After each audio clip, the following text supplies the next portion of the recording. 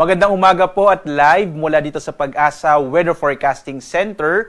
Narito na ang lagay ng ating panahon ngayong araw ng Linggo, October 5, 2025. Unahin muna po natin yung mga itinaas natin or mga na-issue ng mga thunderstorm advisories sa buong bansa. Makikita po natin na kararanas ngayon ng mga thunderstorm, particular na sa may ilang bahagi ng Cebu, habang posibleng makaranas ng mga pagid at pagkulog o mga localized thunderstorms ang ilang bahagi or malaking bahagi ng Mindanao. Ngayon din sa ilang bahagi po ng Kabisayaan, particular na dito sa may area ng Eastern Visayas at Negros Island Region. Dito naman sa area ng Central Luzon, kasama yung Calabarzon at gayon din sa Metro Manila, ay more likely po na maaaring magkaroon din ng mga thunderstorms mamayang hapon hanggang sa gabi. Muli po, no, itong panahon.gov.ph na isa sa mga websites natin dito sa Pag-asa, makikita po natin yung mga latest at updated na mga thunderstorm advisories, rainfall information, heavy rainfall warning at mga flood advisories sa buong Pilipinas. So bumisita po kayo,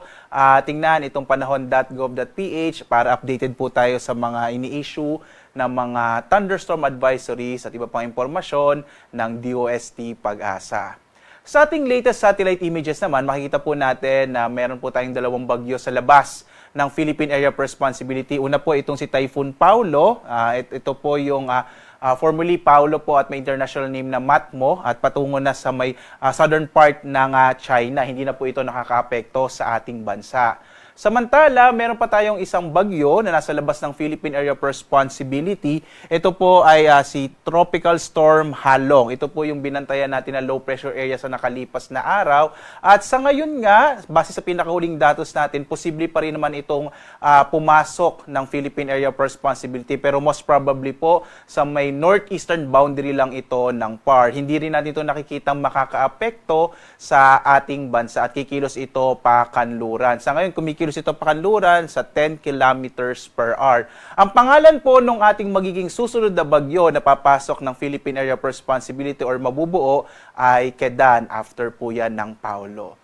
So parehong bagamat may mga bagyo tayo, hindi ito nakakaapekto sa ating bansa. Sa ngayon, southwest monsoon o habagat na nakakaapekto lalong-lalo na sa may kanlurang bahagi ng southern Luzon. Makikita nyo halos walang kaulapan sa malaking bahagi ng ating kapuluan. No? So asahan po natin malaking bahagi ng ating bansa makararanas ng generally fair weather, pero posible pa rin yung mga localized thunderstorm lalo na sa hapon hanggang sa gabi. Kaya nga po, punta kayo sa panahon.gov.ph para makita nyo yung mga latest na mga ini-issue natin na thunderstorm advisories.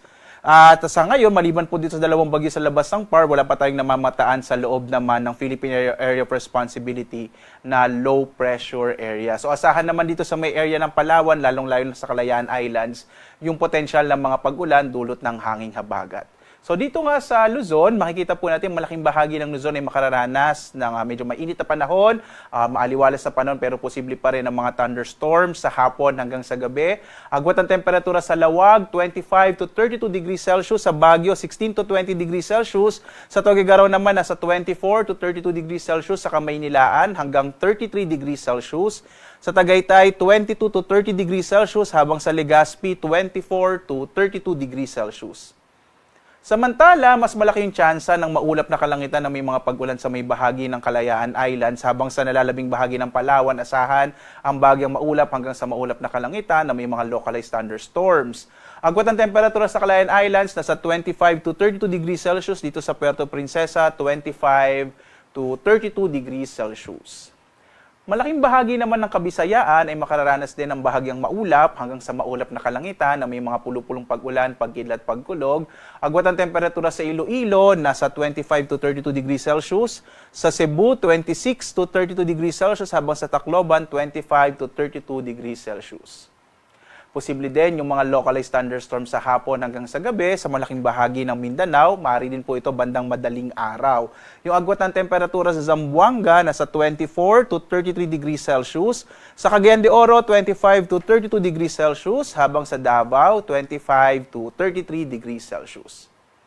Dumako tayo sa lagay ng ating karagatan. Makikita po natin wala tayong nakataas na gale warning sa anumang bahagi ng ating bansa. Banayad hanggang sa katamtaman na magiging pag-alon ng mga baybay dagat, pero mag-ingat pa rin po lalong-lalo na yung mga maliliit sa sasakyang pandagat kapag po may mga thunderstorms, kung minsan nagpapalakas yan ng alon ng karagatan, kaya iba yung pag-iingat pa rin po lalong-lalo na sa maliliit na mga bangka. Tingnan naman natin yung magiging lagay ng panahon sa mga susunod na araw. Base sa mga pinakahuling datos natin, bukas hanggang Martes, inaasahan natin generally fair weather sa malaking bahagi ng ating bansa. Pagdating naman po ng midweek, Wednesday to Thursday, posibleng medyo maging maulap yung kalangitan sa may bahagi ng Palawan at Mindanao dahil inaasahan natin na muling iiral or magkakaroon pa rin ng epekto ulit ang southwest monsoon o hanging habagat. Muli po, pwede pa rin naman itong magbago, kaya lagi tayong magbibigay update mula dito sa DOST Pag-asa. Samantala, ang ating araw ay sisikat mamayang 5:46 na umaga at lulubog ganap na 5:43 ng gabi. At muli po, sundan tayo sa ating iba't ibang mga social media platforms sa X, sa Facebook at YouTube at sa ating dalawang websites, pag-asa.dost.gov.ph at panahon.gov.ph para po sa mga latest update sa lagay ng ating panahon, sa lagay ng ating klima. At live po na nagbibigay update mula dito sa Pag-asa Weather Forecasting Center. Ako naman si Obet Badrina. Maghanda po tayo lagi para sa isang ligtas na Pilipinas. Maraming salamat po. Isang mabiyayang linggo sa inyong lahat. Salamat po.